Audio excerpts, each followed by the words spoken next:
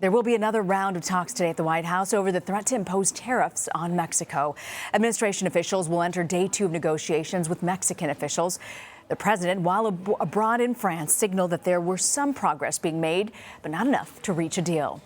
The 5% tariffs on all goods coming in from Mexico would begin Monday unless Mexico agrees to do more to stop illegal border crossings.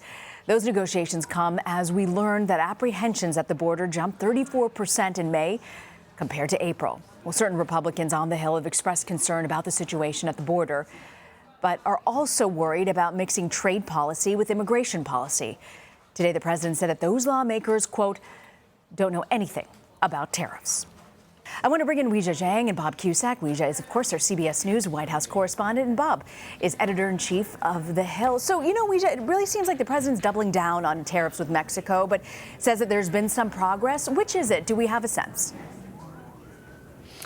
Yeah, what we've seen in the past with President Trump is that when he faces this sort of resistance, especially from members of his own party, he does tend to double down because he does not want to appear that this was a wrong idea. And so that he clearly intends to move forward with using tariffs as a tool in a way we haven't seen before for immigration policy, even though his own top aides are struggling to explain exactly what he's looking for between now and Monday, when the tariffs would kick in order to prevent those tariffs. They continue to say the numbers have to come way down of illegal immigrants. They even point to some ways they want that to be done, including, being tougher on criminal smugglers. They want Mexico to retain asylum seekers rather than allow them to cross over into the U.S. border. They want a more secure border with Guatemala, but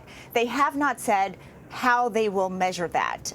If they have asked for specific targets from Mexico in terms of what they need to do between now and then, what kind of figures they want to see. And so it is still murky about these conversations and about exactly what they're asking of Mexico, especially when you have Mexico saying, look, this is what we're doing. We are actually stopping hundreds of migrants. We are doing what we are supposed to do and holding up our end of this bargain. So what we don't know is the back and forth and the different proposals that might be on the table to please the president. Bob, we've seen Weijia walk us through sort of some of the expectations that the White House has for the Mexicans at this point. But, when you talk about the numbers that the CBP has put out at this point, they claim there's a spike but in families and unaccompanied children surrendering to agents at the border. But the truth is, when you really look at it, apprehensions have been at a historic low for over a decade now. What are Republicans saying about tying immigration and trade together at this point? And fact check me on that if there's pushback on that number. Yeah, no, listen, I think that the numbers aren't good enough for the president, and that's why he's been frustrated, because he campaigned on a wall that he doesn't yet have, that it's in progress but very slow progress, and stemming these numbers, and he thinks the numbers need to be lower. However, there are Republicans, including the Finance Committee chairman in the Senate, Chuck Grassley, who has basically been an ally of the president, who has been very critical of what the president's doing on trade, whether it's China and now Mexico. And there was talk this week of actually Republicans moving legislation to eradicate this policy, this tariff. And it's not going to go anywhere because leadership, Mitch McConnell's not on board. But there is so much frustration among Senate Republicans, but they can't do anything about it, because even if they pass a bill, it's not going to override a veto, certainly in the House, with House Republicans being on the side of Trump. So it's divided the party one way or the other. Senate Republicans are saying, listen, at least delay this. Just claim that there's been, or hopefully, they say there has been progress in these talks. Delay it a week or two, but they're hearing it from their constituents. Farmers just not happy about the president's trade policies, and farmers, by and large, supported the president in 2016. Yeah, that's right. So, if you have these farmers coming out talking about this, you've got these Republicans who are up for re-election in some of these states. Who's going to win ultimately? What voice? Do they listen to the farmers, or do they listen to the president, who they believe has helped them get into office in many ways? It's going to hurt someone like Senator Joni Ernst, who is up for re-election in Iowa, a state that Trump easily won, but his numbers aren't as strong now, not surprisingly. So now the good news for the White House is that Mexico is willing to talk. Mexico is having these talks. China, that deal is light years away. They are basically going to wait out the president, wait out this next election, and that's actually what the president's already said. And he said that's a bad move, but that's what they're doing. They're going to be patient. Mexico has motivation to strike some type of deal, and I think there's a decent chance sometime this month they get some type of an accord, but we shall see. You know, Weijia, let's say that this pressuring tactic on Mexico doesn't appear to work. Is there a plan B that the White House has on Mexico or even China? Well, the White House says they will just continue to increase this percentage of tariffs on Mexico until it reaches 25% in October.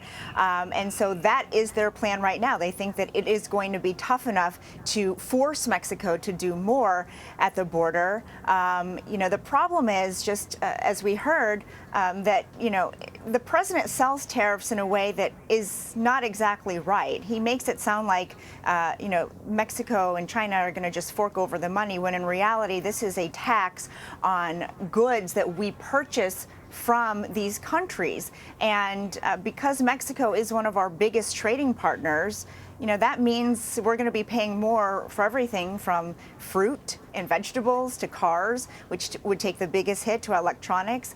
And so the thing is, the White House believes and the president believes that the economy is so strong that it will be able to sustain this in the meantime, while Mexico continues to feel the pressure and decides to do enough to curb illegal immigration.